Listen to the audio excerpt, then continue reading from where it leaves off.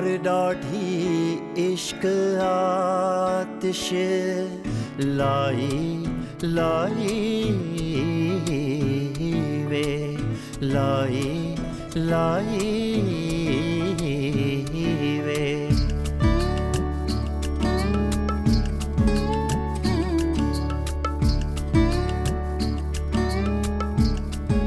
यार डाढ़ी इश्क आतिश। इस वक्त फैक्ट्री के हिस्से बखरे करना, उससे फैक्ट्री की साख को नुकसान पहुंचेगा। हाँ तो आप फैक्ट्री के हिस्से मत करें ना, मेरे हिस्से की मुझे रकम दे दीजिए, मैं फैक्ट्री से 10 बरदार हो जाऊंगा। अगर तुम्हें तहरीम से इतनी मोहब्बत है तो इस मोहब्बत का अभी और आज सबूत दो। शफक को तलाक दो।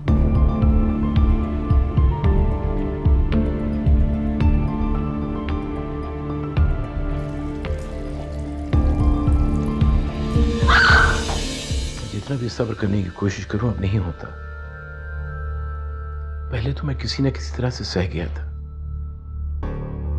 लेकिन अब ऐसा लगता है कि अपने पोता पोती को खिलाने की ख्वाहिश लेके मैं इस दुनिया ही से रुखसत हो जाऊंगा। और आप इतने मायूस मत हो, अल्लाह जल्दी हमें औलाद दे देगा। मुझे तो लगता है कि मेरी किस्मत में औलाद है ही नहीं। अगर होती तो तहरीम से ही हो जाती।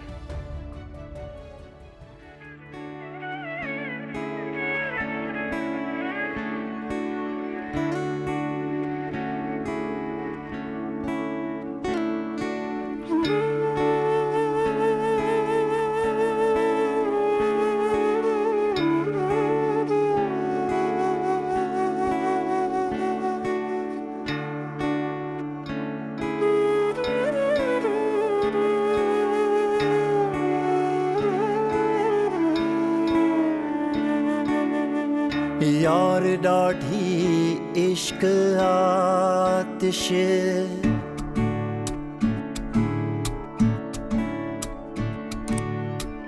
यार डाढ़ी इश्क आतिश लाई लाई।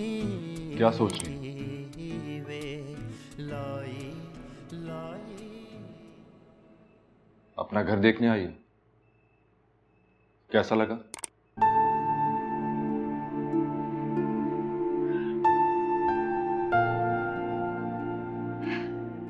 ये मेरा घर नहीं है। तो फिर किसका है? शफक का है। नहीं, ये शफक का नहीं, तुम्हारा ही है। सब कुछ उसी का तो है,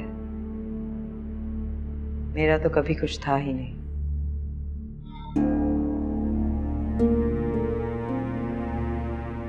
मैं ये घर शफक को कभी नहीं दूंगा। जब भी ऐसे दावे किए हैं हमेशा उसका ऑपोजिट ही करते हो। वैसे भी मुझे इस घर की कोई जरूरत नहीं। तो फिर तुम यहां क्यों आई हो? ऑफिस से गुजर रही थी, सोचा देखती चलो। तहरीम, तुम मुझसे गलत बयानी करना बंद करो। मुझे कोई जरूरत नहीं। ये तुमने जॉब क्यों कर ली? मेरी मर्जी। Tahreem, I am here to support you, please. मुझे तुम्हारी भीख नहीं चाहिए। मैं तुम्हारा शौहर हूं। अगर मैं तुम्हारे लिए कुछ करता हूं तो क्या वो भीख है? जो कुछ तुम मेरे साथ कर चुके हो ना, उसके बाद ये सारी बातों का जवाब नहीं बनता। मुझे जिद तुमने दिलाई थी, तुमने ही मुझे उकसाया था, और तुमने मेरी कोई बात भी नहीं मानी थी तहरीम। मैंने जिद दिलाई और तुमने फर्मा बरदारों की तरह मान ली। मेरे ही घर में बैठ के से 9 लाख की बात छेड़ी तो बात खत्म हो गई। और मजीद क्या चाहते हो मुझसे? अब ये मत कहना कि मेरे घर वालों ने तुम्हें गुस्सा दिलाया। तुमने कभी कुछ अपनी वजह से किया है ज़ैनब? बाप नहीं बन सके मेरी वजह से, दूसरी शादी कर ली, अपने बाप की वजह से मुझे छोड़ने पे राजी हो गए, मेरी माँ की बातों की वजह से। तुम जैसा कमजोर इंसान तो जिंदगी में नहीं देखा मैंने। तो क्या करूं मैं, तुम बताओ मुझे। छोड़ दूं तुम्हें, यही चाहती हो ना तुम? हाँ,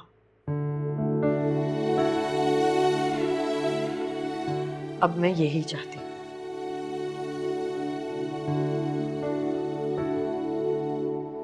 तो ठीक है फिर,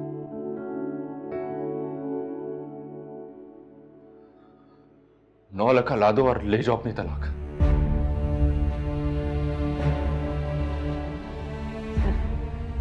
Why am I not surprised? तलाक भी तुम मुझे नौलखे की वजह से दोगे, खुद की वजह से नहीं।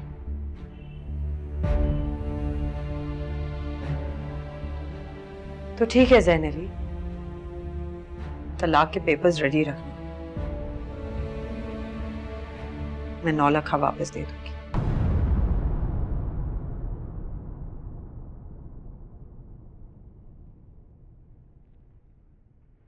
और अपनी कभी ये शक्ल मुझे दोबारा नहीं दिखानी। इश्क जलावे इश्क बुझावे आमियां, इश्क जलावे इश्क बुझावे, इश्क ही सारा भेद रचावे, इश्क ही सारा भेद रचावे, इश्क ही आप खुदा, इश्क ही आप खुदा, खुदाई खुदाई वे, खुदाई खुदाई वे, यार डाठी इश्क आतिश। मम्मी से तो नौलखा मांगना ही फजूल है, वो तो किसी कीमत पर भी नौलखा वापस नहीं करेंगी। उनकी बला से मैं मर जाऊं, नौलखा है ना उनके पास, बेटी की कमी पूरी कर देगा। एक बात तो तय है ज़ैन, नौलखा मैं एक दिन तुम्हारे मुंह पर मार दूंगी, तुम्हारा गिरबान पकड़कर पूछूंगी कि इस नौलखे की खातिर तुमने मेरी जिंदगी तबाह कर दी, बताओ इसका कोई हिसाब है तुम्हारे पास?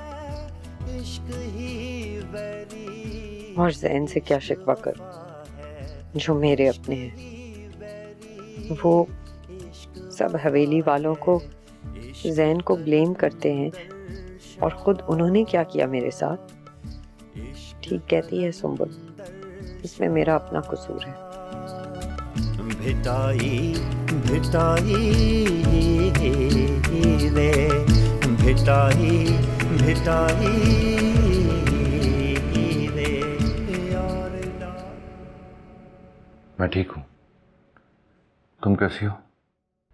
मैं भी ठीक हूँ। आपने सारा दिन फोन ही नहीं किया। अम्मी और छोटे अबू परेशान हो रहे थे, फोन भी बंद था आपका।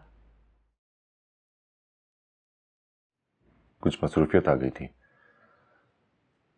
कहो, कोई खास बात है? नहीं, खास बात तो नहीं थी। तुम क्या कर रही थी? अब तो तबीयत तुम्हारी काफी बेहतर हो गई है। जी मैं ठीक हूँ। वो कैसी है? तुम्हें कैसे पता कि मैं?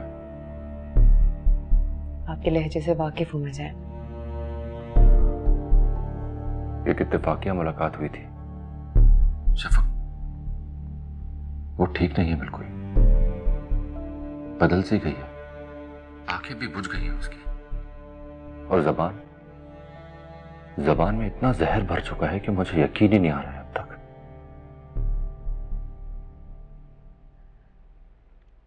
वे यकीन होने की बजाय उसे स्पेस दें ज़ैन। कैसे दूं?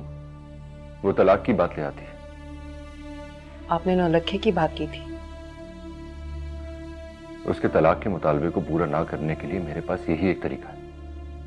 लेकिन जैन वो नौलखे की बात को अपनी बेइज्जती समझती है। आप खुद ही सोचें, वो ये महसूस नहीं करेगी कि नौलखा ज्यादा अहम है और वो नहीं। मैं मोहब्बत करता हूं उससे, मेरे लिए नौलखा कैसे अहम हो सकता है, वो ये भी तो समझे। जानती हूँ, लेकिन इस बात का एहसास तो तहरीम को होना चाहिए ना। आप भी उसके सामने नौलखा नौलखा करते रहेंगे तो वो हवेली कभी वापस नहीं आएगी। ठीक कह रही हो तुम। हमेशा नहीं कहती। मनाए उसे खुद से मजीद बदजन ना करे जैन। शफक, तुम्हें उससे हसद नहीं होती?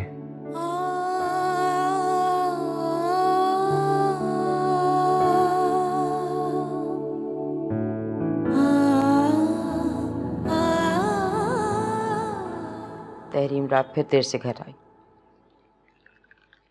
मैंने पूछा तो कहने लगी मेरी मर्जी। ये कह के सीधी कमरे में चली गई। ज्यादा दिमाग खराब नहीं हो गया लड़की का?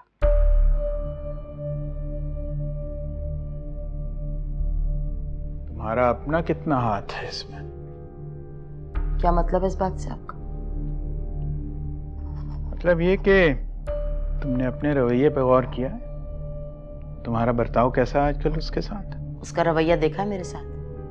किस तरह मेरे सामने खड़े होकर बदतमीजी से बात करती है वो। तुम उसका दर्द बांटने की बजाय उसको ज्यादा मुतनफ्फर कर रही हो। बागी हो जाएगी वो। वैसे भी वो बहुत हसास तबीयत की मालिक है। और खुद कर्ज भी है। सिर्फ अपने बारे में सोचती। क्या जरूरत थी उसे?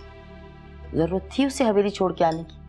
इतना अच्छा मौका मिला था उसे जैन से पीछा छुड़ाने का, ये भी गंवा दिया। अरे तुम किस किस्म की माँ हो मुमताज? वो किस किस्म की बेटी है? उसे अपनी माँ का जरा ख्याल नहीं है? आप बताएं मुझे, आजकल के दौर में कौन से ऐसे भाई भावज हैं जो इतना ख्याल करें? लेकिन नहीं, उसने तो बच्चा उनके मुंह पे दे मारा। हमारे बेटे और बहू को भी इस तरह की बातें नहीं करनी चाहिए थी। तुम्हें से किसी को भी उसके कर्ब का एहसास नहीं है। जरूरत क्या थी उसे सब बातें सुनने की? वो तो अपने कमरे में बात कर रहे थे ना। उसे टो लेने की क्या जरूरत थी? आज रोहेल ने जायदाद का मुतालबा किया, कल वो घर छोड़ के जाने पे तुल जाएगा। इसमें सारा का सारा कसूर तहरीम का होगा, क्योंकि कुर्रतुल ऐन मुझे बता चुकी है कि तहरीम का रवैया उसके साथ बिल्कुल भी ठीक नहीं है। तो बेहतर ये होगा कि आप अपने भाई साहब से बात करें। वही समझा सकते हैं कुर्रतुल ऐन और रोहेल को। और जहां तक तहरीम की बात है, आप उसको कसूरवार ठहराना छोड़ दें। आपको बेटे का घर से जाना बर्दाश्त नहीं हो रहा। बेटी चली गई तो फिर क्या करेंगी?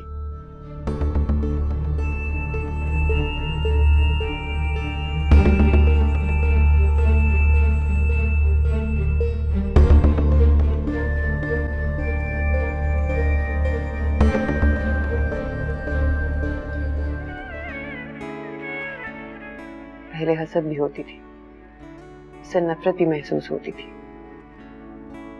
मैं उसे मुजरिम भी समझती थी, लेकिन फिर मुझे एहसास हुआ कि इंसान का अपने दिल पर कोई इख्तियार नहीं। जिस तरह आप उससे मोहब्बत के मामले में बेइख्तियार हैं, उसी तरह मैं आपके बारे में।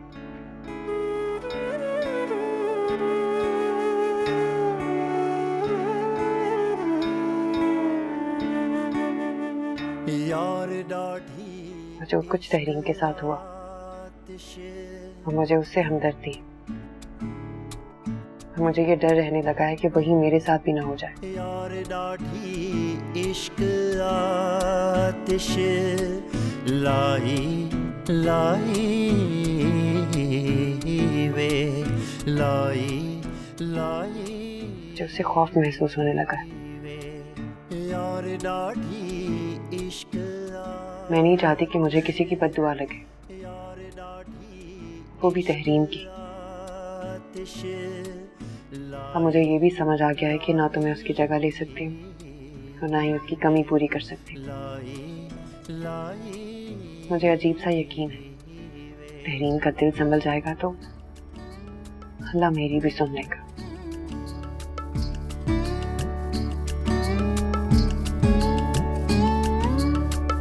इश्क जलावे इश्क बुझावे आमियां।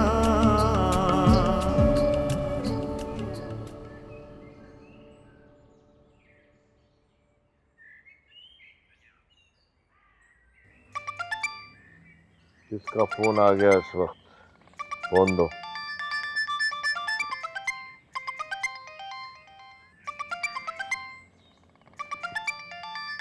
मुमताज।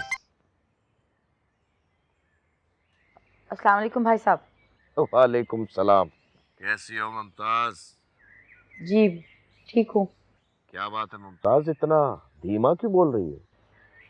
नहीं कोई ख़ास बात नहीं है, बस एक छोटी सी बात करना चाह रही थी आपसे। हाँ जरूर करो। क्या तहरीम का कोई मसला है? नहीं तहरीम का तो नहीं, रोहेल के प्लॉट का मसला हो रहा है। क्यों? उसमें क्या मसला है? रोहेल सजाद पे दबाव डाल रहा है कि उसे प्लॉट पे घर बनाने के लिए पैसे चाहिए। अब आप ही बताइए इतने पैसे कहाँ से अरेंज हों? तो इसमें नामुमकिन वाली कौन सी बात है? भाई साहब आप तो ओहो भाई, रोहेल ने कभी ना कभी तो अपने प्लॉट पे घर बनाना है ना, तो कल की बजाय आज क्यों नहीं? और कल तो महंगाई और बढ़ जाएगी। रोहेल हमसे अलग हो जाएगा। तो मेरी बहन ये कौन सी अजीब बात है? आप मेरी बात क्यों नहीं समझ रहे? मैं परेशान हो रही हूँ। मुमताज तुम क्यों रोक रही हो रोहेल को घर बनाने से? कोई खास वजह? ये घर भी तो उसी का है भाई साहब। नहीं, ये घर तुम्हारा है जैसे जैन अली का प्लॉट तहरीम का था। अब अगर रोहेल अपने प्लॉट पे घर बना रहा है तो इसमें तुम्हें क्या मसला है? मेरी तो कुछ समझ में नहीं आ रहा। तो रोहेल अगर अपनी बेगम के लिए घर बनाना चाह रहा है तो अपने पैसे जमा करे, हमें क्यों कह रहा है? ठीक है, फर्ज करो कि उसने पैसे जमा कर लिए, चलो कहीं से लोन ले लिया, फिर तो तुम्हें कोई एतराज नहीं है ना? पर इतना पैसा उसे देगा कौन? कौन लोन देगा उसे? कहाँ से मिलेगा क्या मतलब है? मैं दूंगा उसे। और साफ बात है मुमताज, मेरी बेटी का अब तहरीम के साथ गुजारा नामुमकिन है। भाई साहब ऐसी तो कोई बात नहीं, वो दोनों तो अच्छे से गुजारा कर रही हैं, बल्कि आज तक कोई तल्ख कलामी नहीं हुई, कोई बदमज़गी नहीं हुई। ये सब मेरी कुर्रतुल ऐन की बर्दाश्त की वजह से था मुमताज। तो क्या फिर मैं ये समझूं कि रोहेल के दिमाग में ये बात आपने डाली? नहीं, ये उन दोनों का अपना फैसला है, मैं सिर्फ उन दोनों को सपोर्ट कर रहा हूँ। लेकिन भाई साहब आप मेरी बेटी ने तहरीम की खातिर बहुत बड़ी कुर्बानी दी है। कोई नहीं सोचता आज के जमाने में ऐसा करने को, लेकिन तुम्हारी बेटी इतनी एहसान फरामोश निकली। नहीं मेरी बेटी एहसान फरामोश नहीं है। लेकिन मेरी बेटी तुम्हारे घर में खुश नहीं है। देखो मामले को समझो, और तुम्हें तो 9 लखे से मतलब है, और इसीलिए तो तुमने तहरीम को घर में बिठा के रखा हुआ है अपने पास। कम से कम रोहेल और कुर्रतुल ऐन को तो चैन से जीने दो। मुझे तो आपसे बहुत उम्मीदें थी भाई साहब, मैं तो समझती थी आप हमेशा मुझे सपोर्ट करेंगे। हाँ तो मैं कब इनकार कर रहा हूँ मुमताज, तुम बहन हो मेरी, मैं तुम्हें सपोर्ट नहीं करूंगा तो और कौन करेगा? लेकिन मुमताज बेहतर है कि दिलों में दरार ना आए। भाई घर की दहलीज ही तो बदल रही है, उससे क्या होता है? अच्छा मेरे कुछ मेहमान आ गए हैं मुमताज, मैं तुमसे बाद में बात करूंगा।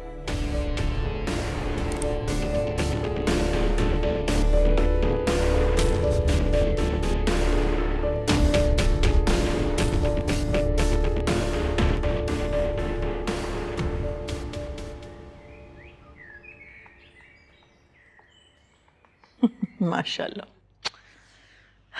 शुक्र अल्हम्दुलिल्लाह, कितनी मुश्किल से ये खुशी का मौका अल्लाह ने दिखाया।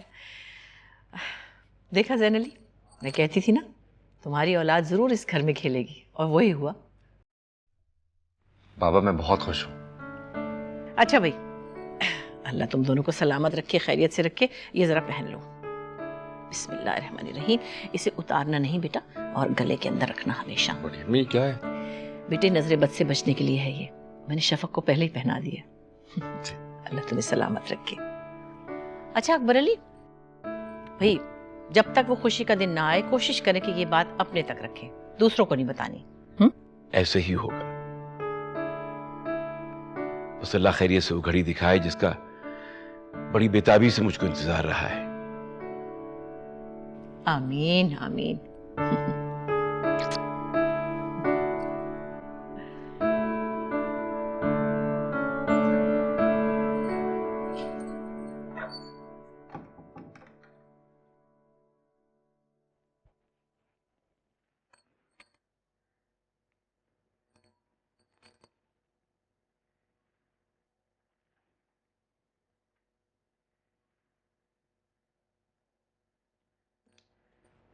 क्या सोच रहे हैं?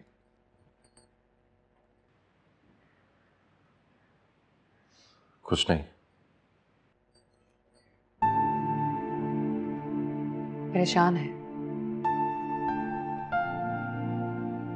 नहीं, परेशान भी नहीं।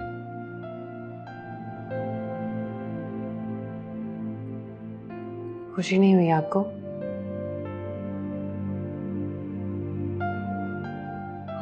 खुशी? पता नहीं, मगर खौफजदा हूं। मैं तीसरी बार यह अजियत बर्दाश्त नहीं कर सकता।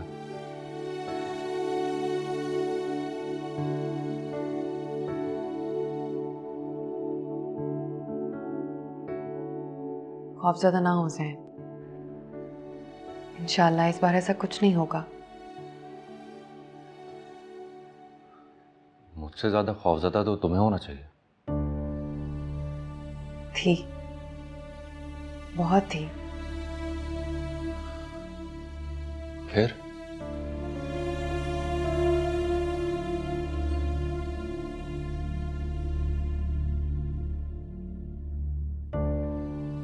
कुछ समझ ही नहीं आता था, वजह ही नहीं मिलती थी। लेकिन अल्लाह खुश नहीं है, इस बात का एहसास बढ़ता चला जा रहा था। फिर समझ आई कि ऐसा क्यों हो रहा है। क्यों है? जब अल्लाह के बंदे ही खुश नहीं होंगे हमसे, तो अल्लाह कैसे खुश हो सकता है? जहां ज्यादतियां बढ़ जाएं, वहां परेशानियां ही होती है। हमने तहरीम के साथ बहुत ज्यादतियां की हैं, शायद उसी की सजा मिल रही है।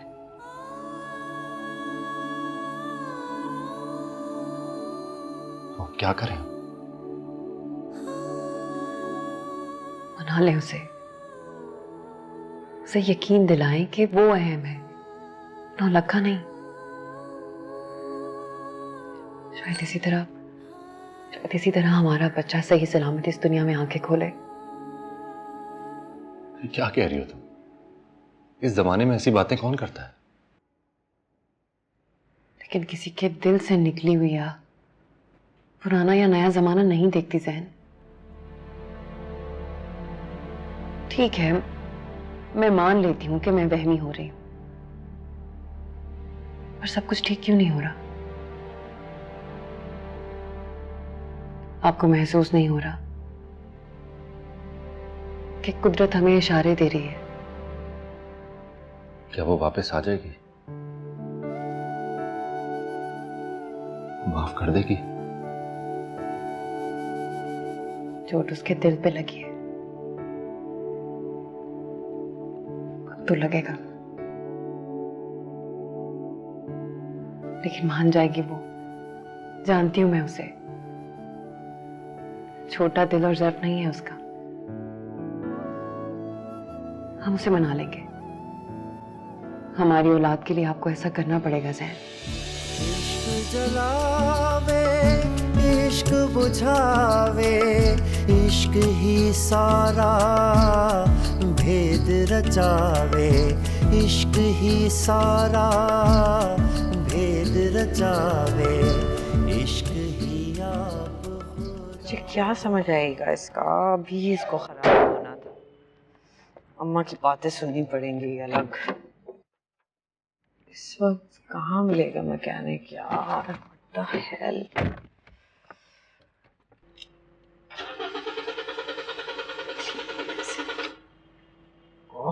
God, don't do this.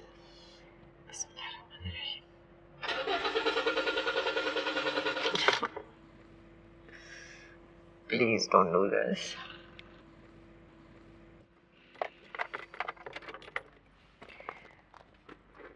Rohel, Rohel, Rohel तो मर के भी नहीं आएगा। किसको कॉल करूं यार?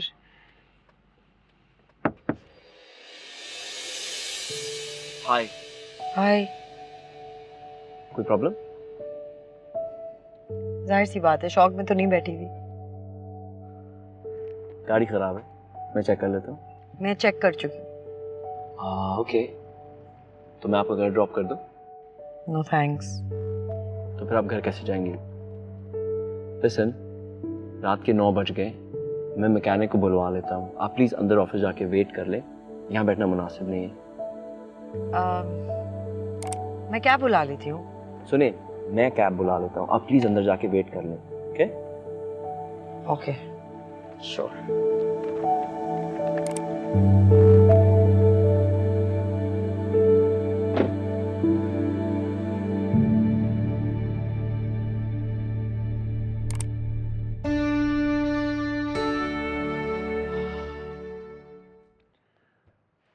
बस करो यार, अब आ जाओ वापस।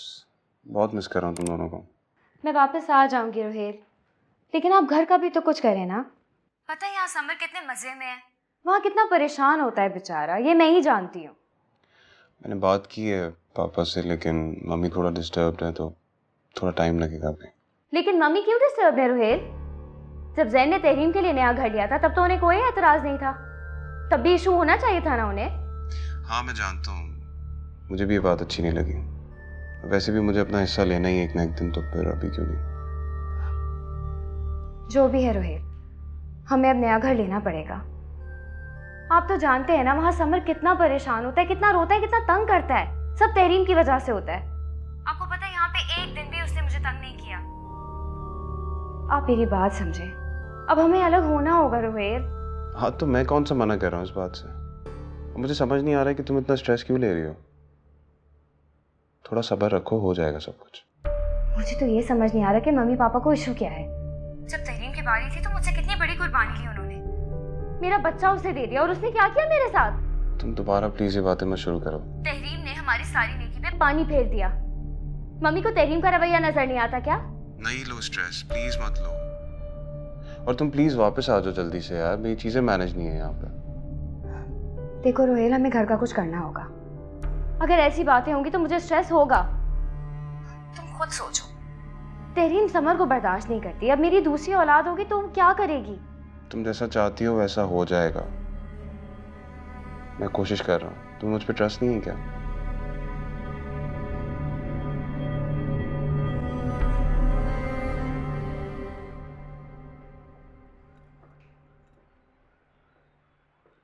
क्या हुआ फिर? वो मैकेनिक कह रहा था कि छोटा सा मसला है, इंशाल्लाह थोड़ी देर में ठीक हो जाएगा। लेकिन मैंने तो आपसे कैब के लिए कहा था। देखिए, मुझे मुनासिब नहीं लगा कि इस वक्त आप कैब में अकेली घर जाएं, और मुझे ये भी पता था कि आपको मेरे साथ जाना पसंद नहीं होगा।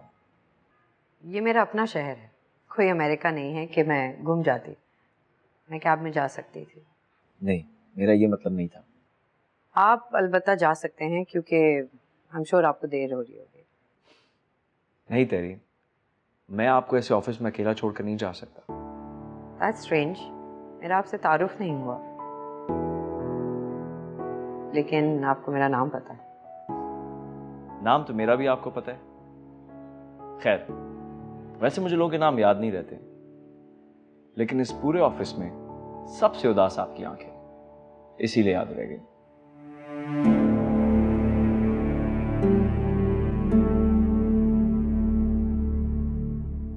बेटा ये बातें बार बार दोहराने का क्या मकसद है?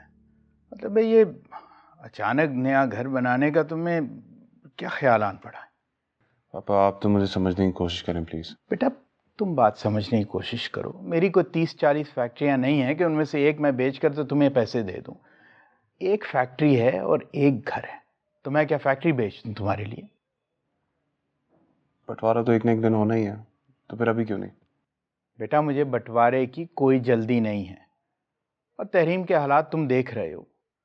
जब तक उसका फ्यूचर सेटल नहीं हो जाता मैं इस बारे में सोच भी नहीं सकता। तो आप मुझे लोन ले दें, फैक्ट्री के नाम पे इजीली लोन भी मिल जाएगा। इस बारे में सोचा जा सकता है। जो करना है जल्दी करें, और प्लीज मम्मी को भी समझाएं कि वो इस तरह की बातें ना किया करें।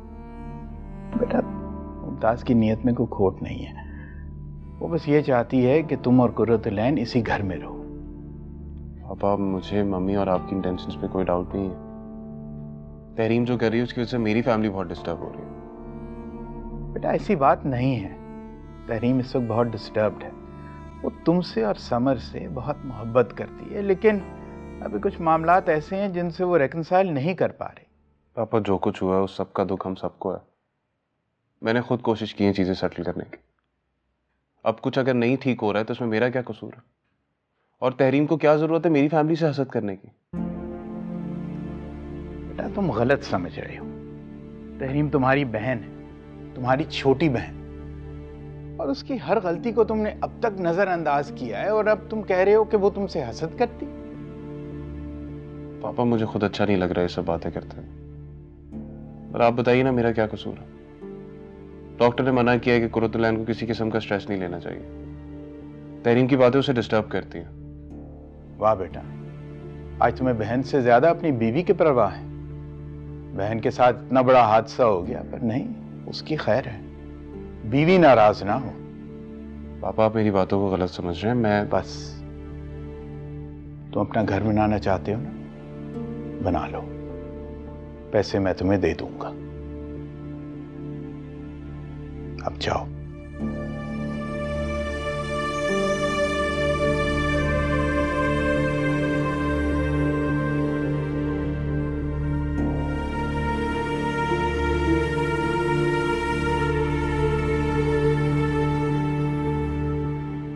मुझे तो बड़ी हैरानी है रोहेल पे। ऐसा लगता है जैसे कुर्रतुलैन की जबान बोल रहा है। खुदा जाने कौन सा मंतर पढ़ के फूंक दिया उस लड़की ने कि हम नजर ही नहीं आते उसे। क्या फर्क पड़ता है माँ, उसे अपना घर बसाना है, बसाने दे। बात घर बसाने की नहीं है, मुझे तो ये दुख है कि वो दोनों तुमसे चिढ़ने लगे। हद तो ये कि तुम उसकी बहन हो, उसको ये लगता है कि तुम उसकी बीवी की सेहत के लिए अब खतरा हो। हद है भाई।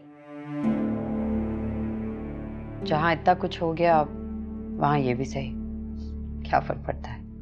लेकिन ये सब किया धरा जो है ना, ये बड़े भाई साहब का है।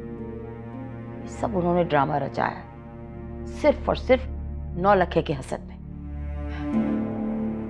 यहाँ पे सब ऐसे ही हैं, सब सिर्फ अपने मफाद के बारे में सोचते हैं, दूसरों के फायदे के बारे में कोई नहीं सोचता। कभी कभी तो ऐसा लगता है कि शतरंज के मोहरों की तरह एक दूसरे को इस्तेमाल करते हैं। आप भी तो ऐसा ही करती हैं।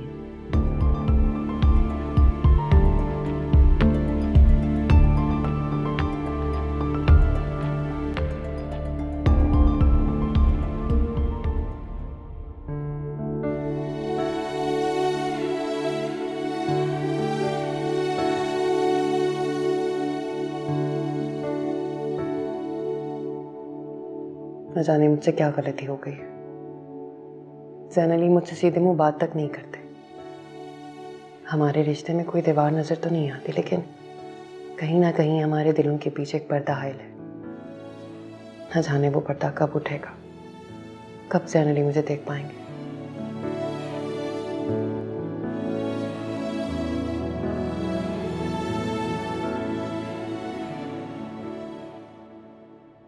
बेटा मैंने 1-2 वकीलों से बात की है, उनका यही ख्याल है कि इस मसले का हल आराम से निकल सकता है अगर भाई साहब रजामंद हो जाए।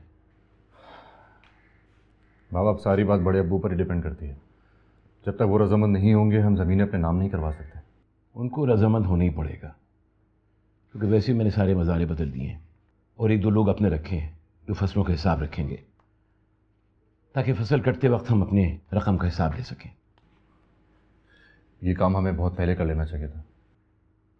हाँ मैं मानता हूँ उसमें मेरी कोताही है,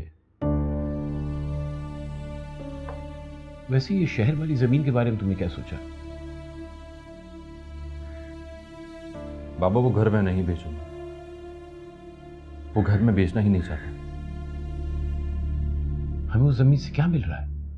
बाबा वो घर तहरीम का है और उसी का रहेगा, और मैंने उसको दिया ही क्या है आज तक? बच्चा तक तो उन लोगों ने उससे वापस ले लिया, क्या मैं उसको एक घर भी नहीं दे सकता? लेकिन बेटा बाबा प्लीज, उसके पास कुछ भी नहीं है और ये घर मैं उसी के नाम करवाना चाहता हूँ।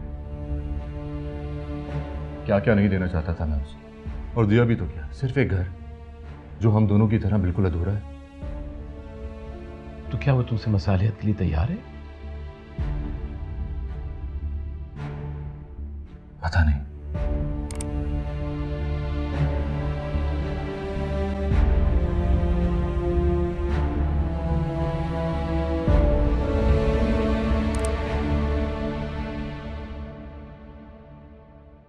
थैंक गॉड तुमने यहाँ आने का आइडिया दे दिया। तो ऑफिस में बैठ बैठ के बोर हो गई थी। है ना? टेल मी अबाउट इट यार।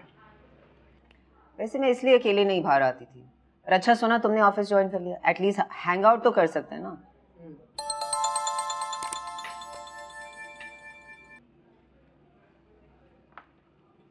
किसकी कॉल थी? Nothing important. जैन था ना?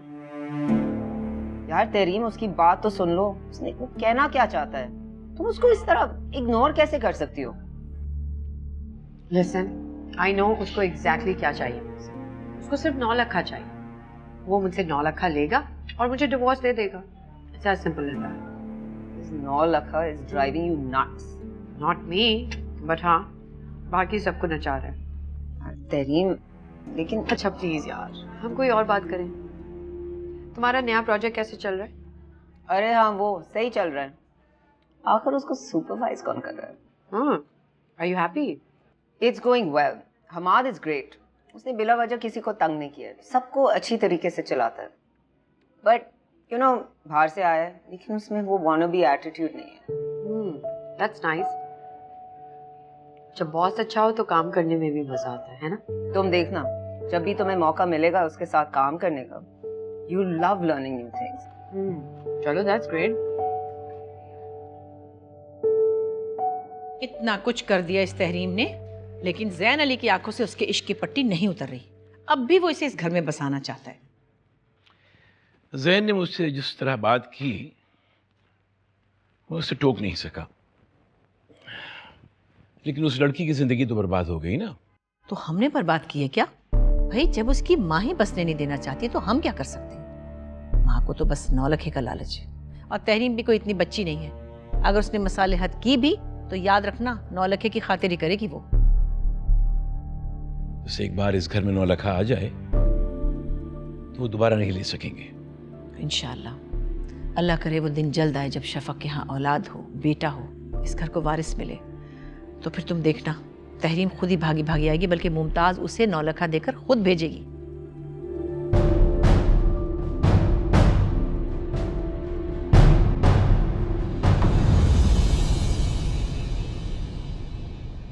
यार डाठी इश्क आतिश। ये सब इतनी आसानी से नहीं हुआ शफक।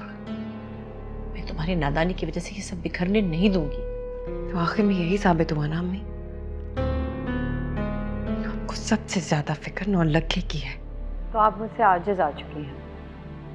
मुझे लगा जैन ने मेरे साथ बहुत बुरा किया, लेकिन यहाँ तो अपने ही। मिठाई तो बटेगी पूरे खानदान में। इतनी बड़ी खुशी जो है अल्लाह ताला ने वारिस दे दिया इस घर को। और फिर जश्न भी होगा, उस जश्न में सबको बुलाएंगे। फूफो की तरफ भी मिठाई भिजवाइएगा। मैं तो कहती हूँ उन्हें मना कर ले आए, यही तो मौका है। आप जब मुस्कुराती हैं तो आपकी आंखों में उदासी और बढ़ जाती है। क्या ये सच है या मेरा वहम? अम्मी कह रही थी कि इसका नाम इसके लिए ठीक नहीं है, भारी है।